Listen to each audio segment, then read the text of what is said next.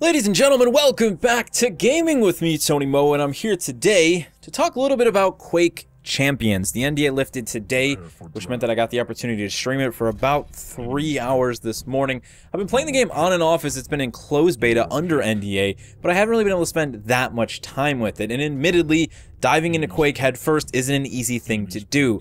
I'm going to let you know right now that I have no prior experience playing Quake. I've played a little bit of Quake multiplayer. I tried out Quake Live at some point in my lifetime, and I played through Quake 4 when it released on the Xbox 360. I've always meant to go back and play the original Quake's campaign, but I know nothing really when it comes to the game's multiplayer nuances. I shouldn't say I know nothing, I personally don't really have the skill set. So anything you see in any of this footage, these are things that I developed in my time with the closed beta, and primarily today. I know that strafe jumping and bunny hopping, I know these are things in Quake, and considering I already know how to slide hop inside of a game called Titanfall 2, it wasn't too difficult for me to at least wrap my head around them somewhat. I am by no means a pro, and that's not entirely the point of this video. I actually wanted to come to you guys from the perspective of a new Quake player to talk about the game's multiplayer, because I know Quake returning, it's kind of a big deal, right? There's a lot of controversy around that sort of thing. There's going to be people who played Quake way back in the day who have their perfect memory of what Quake was all about. But the reality is we have to focus on what Quake is trying to be now with Quake Champions. And I do believe that I have a good perspective on the game, and I wanted to share it with members of the Quake community and just give you guys my thoughts. I know that as a member of the Titanfall 2 community, I really appreciate the opinion of people who come to the game for the very first time, to see how they look at it, to see what difficulties they face as new players, and to see what things about the game they actually enjoy, the things that keep them playing match after match after match. So that's the place where I feel we should start. When I first started playing Quake Champions, I was getting slaughtered. In fact, when I went to start streaming today, it was the first time that I was really sitting down and dedicating time to Quake. I expected to do awful, like properly bad. I have skill in other first-person shooters with mouse and keyboard on the PC, but Quake is a very high skill ceiling, very punishing, very precision shooter. It's all about aim. My best bet, in my opinion, was to head into duel. I didn't want to mess around with team deathmatch because I knew that I wasn't going to have my skills tested completely because I was going to be picking off kills that other people have already done damage on. So I kept suffering through duel after duel after duel. And eventually, things started to come to me. I started to get a little better at the movement system. I started to recognize which champions worked a little bit better for me than other champions, including the Ranger, who I particularly fell in love with. And I finally started to get my aim at least a little bit down. I went from getting single-digit percentages on accuracy with just about every weapon in the game, especially the railgun, which we all know can be very powerful, to high 30, 40, 50, I even had 70% accuracy at one match. The game turned around for me within the span of a couple hours, and I found myself almost instantly addicted to the experience that it had to offer. As someone who has played a lot of first-person shooters, even at a competitive level, there aren't many games that have really gotten my heart pumping quite like Quake Champions multiplayer has been able to. It's that high skill ceiling gameplay where you know that everything is riding on each and every decision you make and your personal skill with a mouse and keyboard.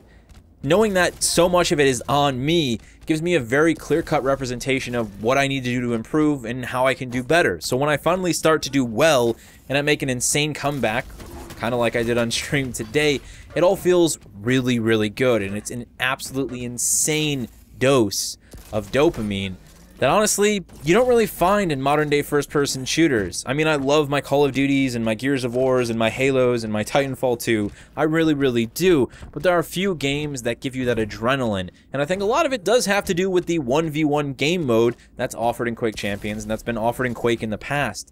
Even though I never played Quake, I remember the days of Fatality. I remember watching him and other Quake pros go at it and just really genuinely being amazed. It was time and time again that I wished I had a platform where I could try Quake, but it was simply never something that was possible for me to experience.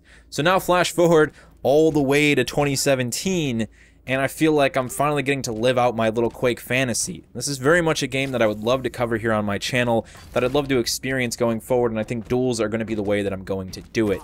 there's so much to learn, right? Outside of the movement for the different champions and the actual movement that the game already provides. Obviously getting your aim down, the different weapons and how to deal with them. The rocket launcher is obviously completely different from something like the railgun. You know, map knowledge is a huge part of Quake. I stress map knowledge often when I talk about my tutorials and my guides for Titanfall 2, but really it's just about positioning. Quake is a combination of so many other things. Pickups, weapon spawn timing, armor spawn timing. Now we even have timer reduction for our abilities. There are a lot of other layers being thrown on top of the traditional Quake experience.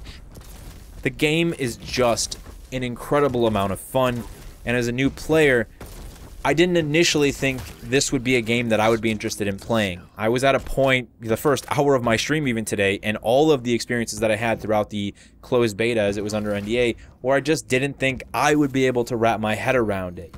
Am I going to be able to dedicate the time? Is this something that I can learn? Now I know I have experience with first-person shooters, so I figured if I dedicated at least 2 hardcore hours, that would give me my answer. Unfortunately, the answer was, yes I can.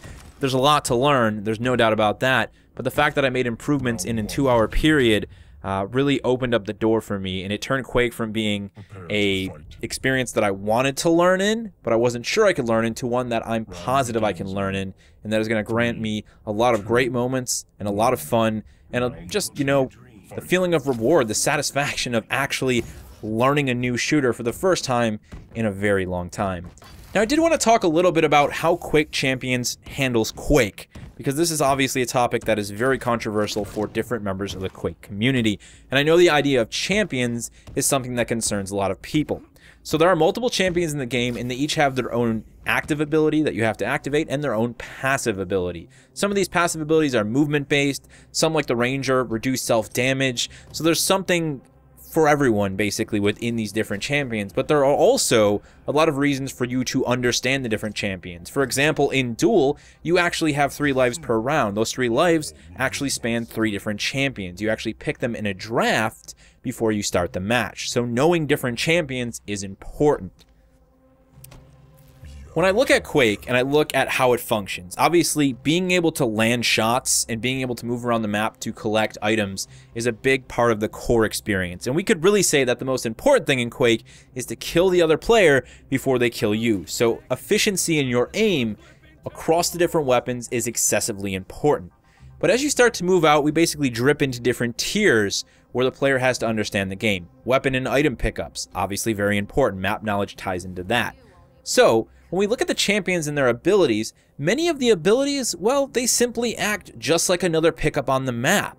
There are plenty of instances where one player can be at a disadvantage because their pickups, or they weren't hunting for pickups as strategically as another player. For example, I could go into a situation where I get the health boost, the ultra health, and then I get the armor pickup. Now I'm at max armor and I've got boosted health, and then I go engage another player who didn't get the same pickup, and I'm at an advantage because I can take more shots than they can. So that's one of the concerns that I saw with a lot of the champions. People were just worried, well, if this champion does too much damage. That's kind of, in my opinion, how Quake already works, right? The idea that it's a lot about just dealing with the situation and countering it. So if you need to leave a fight to go get armor or ammo or whatever to boost your abilities, then that's just how the fight works. You know, that's now another layer that the champions are adding into the Quake experience. There's obviously going to be consistent concern for balance, right? Making sure that really good players can't abuse a certain hero's powers in too many ways. And, you know, I could see, obviously, I think we could all see where some of the powers, some of the abilities could get out of hand, but I think that's something we'll just have to leave up to the future. Right now, I don't think it's something that we should use to hold against Quake Champions. I think the team behind Quake Champions is doing a great job in bringing back a once legendary arena shooter. The biggest question we can ask ourselves going forward is whether or not it can attract a new audience. It's one thing to bring back people who played Quake as kids and as teenagers and as adults. You know, if you grew up with Quake, you're probably going to want to come back to it. It's another thing entirely for this new Quake to attract the new age of Quake players. And that's where I think it's really important that the veteran players don't get too caught up in nostalgia and, you know, in any sort of elitism. You want new people to play Quake, don't you? You want Quake to be successful, don't you? It can't be successful with just that small niche crowd of people who played Quake back in the day. It takes everyone. It takes the old players and it takes new players to come together to say, this is an arena shooter that is worth existing alongside of what is a very, very different type of first-person shooter experience on the market today. Now, I will say, I am ready to be one of those people who supports this game. I've had so much fun with it today on stream, and it's just kind of ignited my passion for it. I mean, all I can think about right now is going back and playing more of it. It's just been that fun. I can't wait to run into that next dual player who is better than I am, to have them shut me down and to make them test my skills, and for me to be able to keep moving forward, improving my aim, improving my accuracy, improving my mobility, and just continuing to level up. I really have gotten to an age where I once again love competitive experiences that produce a very high skill ceiling, and then sometimes even a very high skill floor. I would say Quake Champions is a game that, for the most part, has a high skill floor and a very high skill ceiling. That means there's lots of room to grow.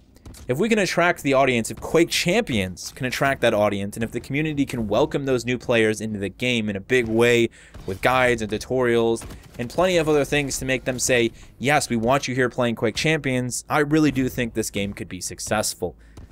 It's not going to be an easy thing, and we live in an era where the first-person shooter is treated very differently. It's not to say I don't like those games, they're just very different from what Quake is. I feel a lot about Lawbreakers. I love Lawbreakers.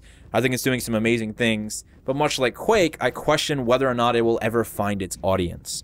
Let's hope for the best with Quake Champions. I know I'll be here playing it. The closed beta is now running for an extensive period of time. I plan on making some live commentaries for 1v1 duels, talking a little bit of my personal progression, and talking about where I need to go next. And of course, looking for some of you veteran players to make some guides to get people like me off on a better start to becoming great Quake players, not just mediocre, average, or good ones. Thank you guys so much for watching. I would love to hear from everyone who's had the chance to play Quake Champions, whether you're a veteran or a new player. What has the Quake Champions experience been like to you, and how do you feel about the game's future? Let me know down in the comments section below, and remember, as always, to play smart, to play to challenge yourself, but most importantly, to play for fun.